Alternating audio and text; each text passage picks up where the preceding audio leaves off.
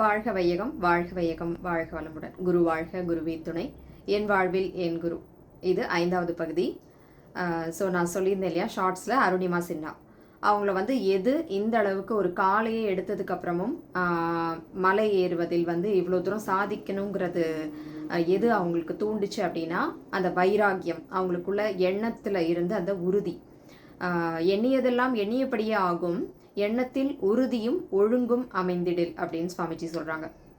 So அந்த எண்ணத்தில் இருந்த உறுதி அவங்களுக்கு தன்னம்பிக்கையை கொடுத்தது. ஸோ அந்த தன்னம்பிக்கை, அந்த வைராக்கியம் தான் அவங்கள செய்ய வச்சுது. அவங்களுக்கு சுற்றி பல மோட்டிவேஷன்ஸ். அவங்க சொல்கிறாங்க, அதாவது கிரிக்கெட்டர் யுவராஜ் சிங் அவர் கேன்சர்லேருந்து எப்படி ஓவர் கம் பண்ணி வந்தார், ரெக்கவர் ஆனார், இதெல்லாம் எனக்கு இன்ஸ்பிரேஷனாக இருந்தது. பல ஷோஸ் எனக்கு இன்ஸ்பிரேஷனாக இருந்தது. பல ஹெல்ப்ஸ் அவங்களுக்கு ராமகிருஷ்ணா மிஷன்லேருந்து அவங்களுக்காக ஃபண்டெல்லாம் கலெக்ட் பண்ணி அவங்க ட்ரைனிங் பண்ணுறதுக்கெல்லாம் ஹெல்ப் பண்ணியிருக்காங்க. ஸோ இவ்வளவும் அதாவது நம்மளை சுற்றி எல்லா ஹெல்ப்பும் இருந்தாலும் நாம் மனசு வைக்கலைன்னா ஒரு காரியத்தை சாதிக்க முடியாது. அதனால் அந்த பொண்ணுக்கு இருந்த அந்த வைராக்கியம், அந்த துணிச்சல், காலே போனாலும் நான் அதை சாதிச்சே தீருவேன் அப்படிங்கிற அந்த வைராக்கியம். ஸோ இந்த வைராக்கியம், தன்னம்பிக்கைங்கிறது எப்போ வரும்? ஸோ இதை நம்ம அடுத்த மாற்றம் அப்படின்னு பார்க்கும்போது பழக்கம்.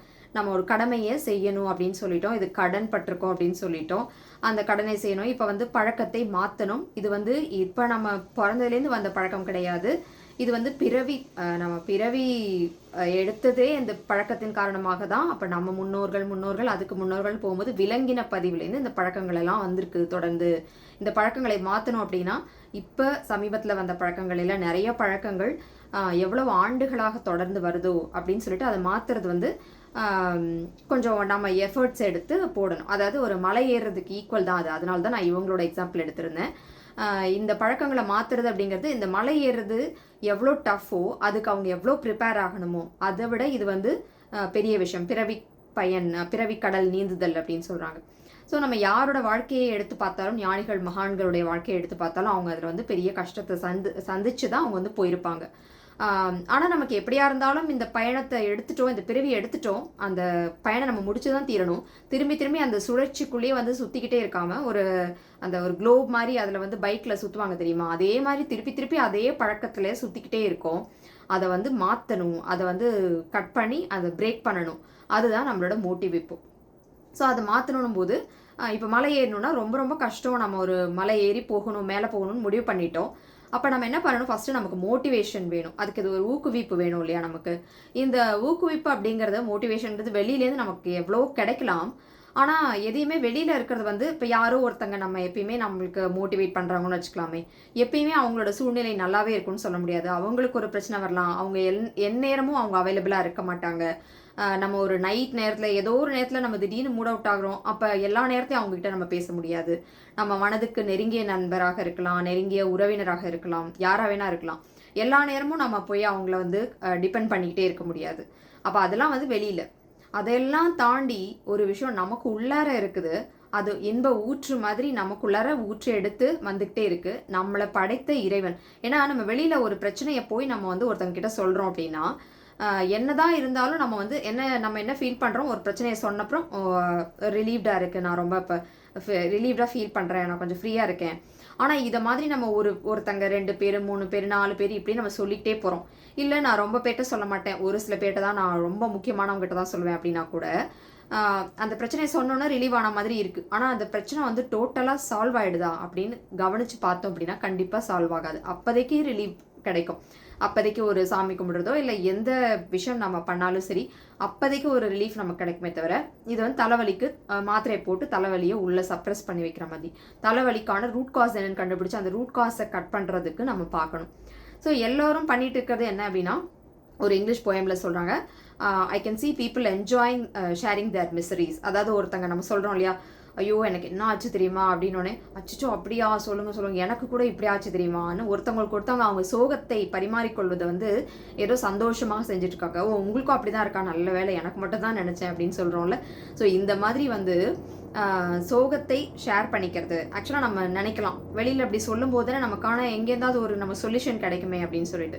ஆனால் நினச்சி பாருங்கள், நல்லா சிந்திச்சு பாருங்கள், எத்தனை இடத்துல உங்களுக்கு முழுமையான தீர்வு என்னன்னு தெரிஞ்சுது. நமக்கு தெரிஞ்சது ரொம்ப குறுகிய வட்டம்.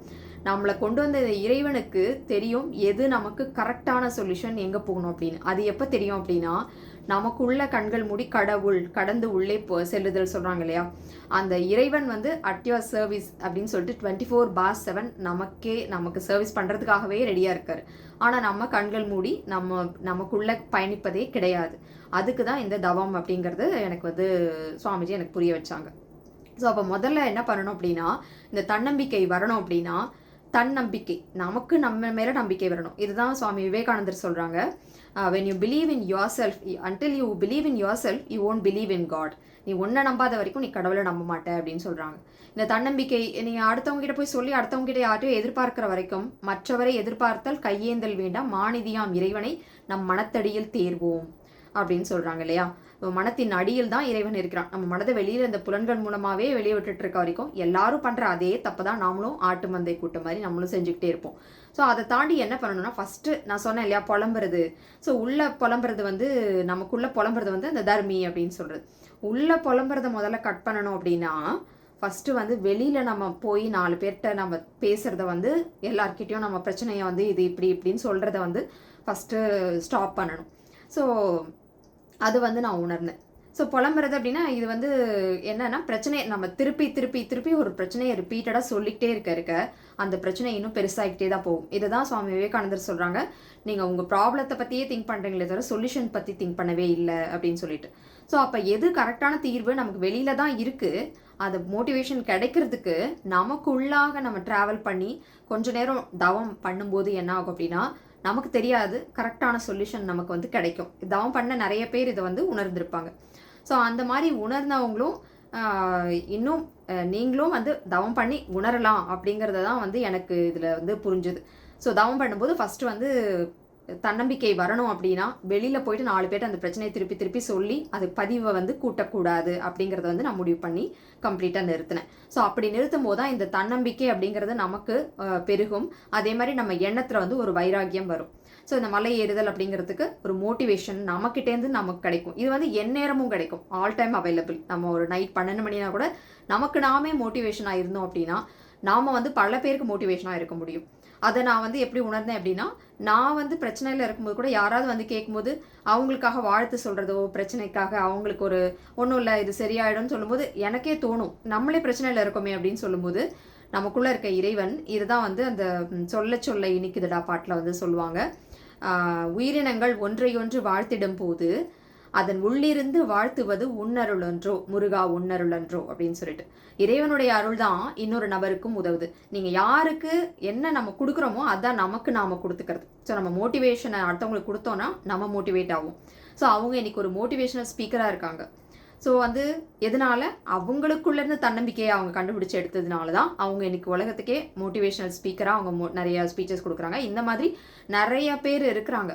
ஆனால் நம்ம கண்களுக்கு எப்போ தெரியும் அப்படின்னா, நம்ம எதை தேடுறோமோ, நம்ம RAS பார்த்தோம் இல்லையா, அந்த மூலையில் இருக்கக்கூடிய ஒரு இது அது வந்து என்ன ஆகும் அப்படின்னா, அதை நம்ம எதை திங்க் பண்ணிட்டே இருக்குமோ தொடர்ந்து அதுவாக நம்ம கண்களுக்கு தெரிய ஆரம்பிக்கும். அது நம்ம புலன்களுக்கு அதுவாக வந்து நம்மளுக்கு கிடைக்க ஆரம்பிக்கும். அதனால இதுதான் வந்து அருணிமா சின்ஹாவோட இதுலேருந்து நான் சொன்னது. என்னுடைய அடுத்த மாற்றம் என்ன அப்படின்னா, முதல்ல உள்ள புலம்புறதை கட் பண்ணணும் அப்படின்னா, வெளியில் திரும்பி திரும்ப நம்ம பிரச்சனையை ரிப்பீட்டடாக சொல்கிறத ஸ்டாப் பண்ணணும். அப்போ வந்து நம்ம அமைதியாக தவம் பண்ணணும். அப்போ வந்து அதுக்கான சொல்யூஷன் ப்ராப்பராக கிடைக்க ஆரம்பிக்கும். இதுதான் என்னுடைய அடுத்த மாற்றம். தொடர்ந்து என்னுடன் பயணிங்கள். நாம் குருவின் வழியில் பயணிப்போம். வாழ்க வளமுடன், வாழ்க வளமுடன், வாழ்க வளமுடன்.